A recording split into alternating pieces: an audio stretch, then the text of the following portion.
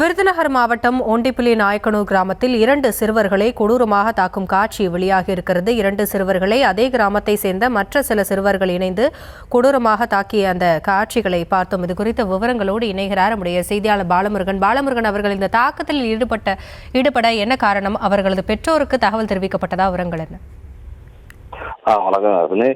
விருதுநகர் மாவட்டம் ஒண்டிப்புலி நாயக்கனூர் கிராமத்தில் கடந்த 2 தினங்களுக்கு முன்பாக பள்ளி குழந்தைகள் 3க்கும் மேற்பட்டவர்கள் அதே கிராமத்தைச் சேர்ந்த 2 குழந்தைகளை கண்மூடித்தனமாக கன்னத்தில் பலார் என அறைந்தும் விரட்டி காலால் உதைத்தும் கீழே தரையில் கால்களை பிடித்து தரதரான இழுத்து போட்டு உதைக்கும் வீடியோவானது சமூக வலைதளத்தில் பரவி அதிர்ச்சியை ஏற்படுத்தியுள்ளது. மேலும் இந்த குழந்தைகளை தாக்கும் நபரிடம் அடி தாங்க முடியாமல் அன்னை தலைவலிக்குது, அன்னை அடிக்காதீங்க அன்னை என்று கெஞ்சுவதும் பார்ப்பவர் மனதை கலங்கடிக்க செய்கிறது.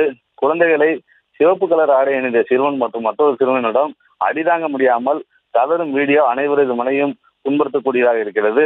அடித்து துன்புறுத்துவது மட்டுமின்றி அந்த இடத்திலேயே அவர்களை பீடி குடிக்க சொல்லி வற்புறுத்தி என்ற வீடியோவும் வெளியாகியுள்ளது.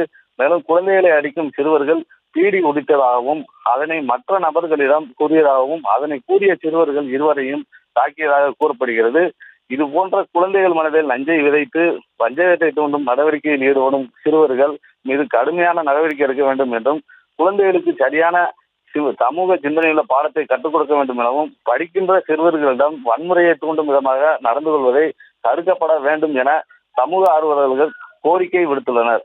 மேலும் அப்பகுதியில் உள்ள பள்ளிகளில் அருகே போதை வஸ்துகள் புழங்குவதாகவும் அதனை காவல்துறை கண்காணித்து நடவடிக்கை மேற்கொள்ள வேண்டும் எனவும் தெரிவித்துள்ளனர். மேலும் குழந்தைகளின் பெற்றோர் மனதை புண்படுத்துவதாகவும் அதனை வெளியே சொல்ல முடியாமலும் காவல்துறையிடம் கூறவா வேண்டாமா என்றும் கூறி வருகின்றனர். விவரங்களுக்கு நன்றி பாலமுருகன்.